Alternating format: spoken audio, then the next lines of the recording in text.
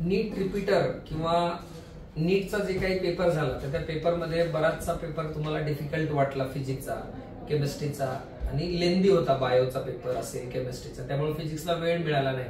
त्यामुळे बऱ्याचदा विद्यार्थ्यांमध्ये थोडंसं वातावरण, नैराश्य असं वातावरण आहे. पण यावर्षीचा कट ऑफच त्यामुळे खाली येणार आहे. कट ऑफ आहे आपला हार्डली, मी तुम्हाला सांगतो यावर्षीचा कट ऑफ 510 ±20 एवढ्यामध्येच, याच्या वरती बी नाही जाणार, त्याच्या खाली पण नाही जाणार, एवढाच कट ऑफ राहणार आहे. त्यामुळे पेपर अवघड जर असेल, सगळ्या देशालाच अवघड गेलेलं आहे. त्यातही फिजिक्सचे 4-5 क्वेश्चन असे होते की जे न सुटण्यासारखे वाटत होते. त्यामुळं आणि वेळ मेन म्हणजे कमी पडला, कारण की केमिस्ट्री आणि बायो लेंदी असल्यामुळे फिजिक्सला वेळच पुरलेला नाही.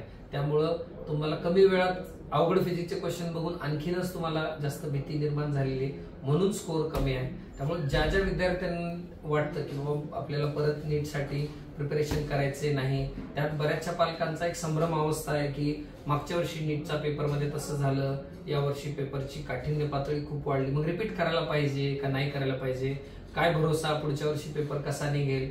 तर माझं सगळ्या पालकांना, विद्यार्थ्यांना एकच मत आहे, जर विद्यार्थ्याला वाटत असेल की मी माझे 100% किंवा मला वाटतं की मी आणखीन एक वर्षभर परत 11वी-12वीचा अभ्यास करू शकतो असं वाटत असेल तर त्या विद्यार्थ्यांनी रिपीट केलं पाहिजे. नाही तर त्याला जे काही मिळेल या वर्षीच्या मार्कावर ते ऍडमिशन मिळायला पाहिजे. त्यामुळे आपण आचार्य अकॅडमी मधील जे काही विद्यार्थी होते त्यांच्यासाठी म्हणून 2 जून पासून नीट रिपीटरची बॅच चालू केलेली आहे. माझं सजेशन आहे, रिझल्ट जेव्हा यायचं तेव्हा येईल, त्याच्यानंतर तुम्ही मार्कावरनं आपण डिसिजन घेऊ की आपल्याला कुठलं कॉलेज मिळेल किंवा काय, त्याच्यानुसार आपण घेऊ. पण तुम्ही 2 जून नंतर घरी बसण्यापेक्षा अभ्यास चालू करा. तो अभ्यास काय वाया जाणार नाही. रिपीट करायचंय का नाही रिपीट करायचं हा निर्णय आपला मार्क आल्याच्या नंतर, रँक आल्याच्या नंतर, कट ऑफ आल्याच्या नंतर ठरेल. पण ऍटलिस्ट आपल्याला अभ्यास करणं तरी आपलं चालू होऊन जाईल. त्यामुळे जेवढे काही फ्रेशर विद्यार्थी असतील, नीट रिपीटर विद्यार्थी असतील, या सगळ्या पालकांना आणि विद्यार्थ्यांना सूचना अशी आहे किंवा एक सजेशन असेल की 2 जून पासून आपण चालू करतोय आपल्या विद्यार्थ्यांसाठी, जेणेकरून ऍटलिस्ट मुलं अभ्यासाच्या टच मध्ये राहतील. निर्णय आपण नंतर घेऊ ज्यावेळेस आपला रिझल्ट लागेल त्यावर. त्यामुळे कुणीही नीट बद्दल, आणि त्याच्यातही ज्याला 450+ आहेत किंवा ज्याला 400+ आहेत असे पण विद्यार्थी खूप चांगल्या स्थितीमध्ये आहेत, हे तुम्ही समजून घ्या.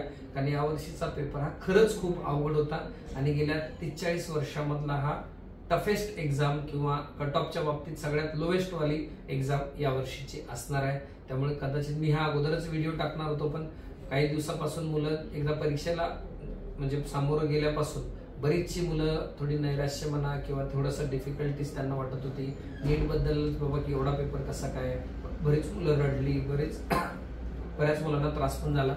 पण माझं सजेशन आहे की परीक्षा अवघड काय तुमच्या एकट्याची नव्हती. परीक्षा आणि कोरोनाच्या काळामध्ये बऱ्याचदा पेपर सोपे झाले, त्यानंतर ऑनलाईनच्या माध्यमातून मुलं शिकायची. त्यामुळे सगळ्यांना असं वाटायला लागलं होतं की आता आपण घरी बसल्या बसल्याच आपला अभ्यास होऊ शकतो.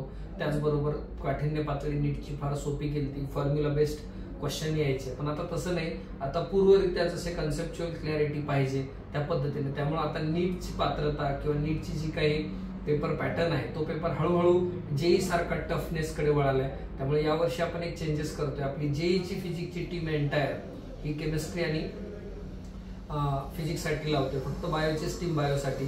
त्यामुळे तो चेंज आपण यावर्षीपासून करतोय. त्यामुळे ज्या ज्या महाराष्ट्रातील विद्यार्थ्यांना नीट रिपीट करण्याचा इच्छा आहे तर जेई आणि किंवा जेई ऍडव्हान्सची स्ट्रीम फिजिक्स आणि केमिस्ट्रीसाठी आचार्य अकॅडमीमध्ये आपण ती चेंज करतोय.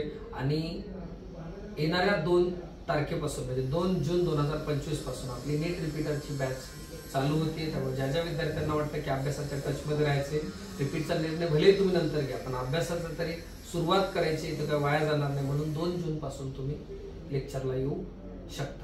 धन्यवाद.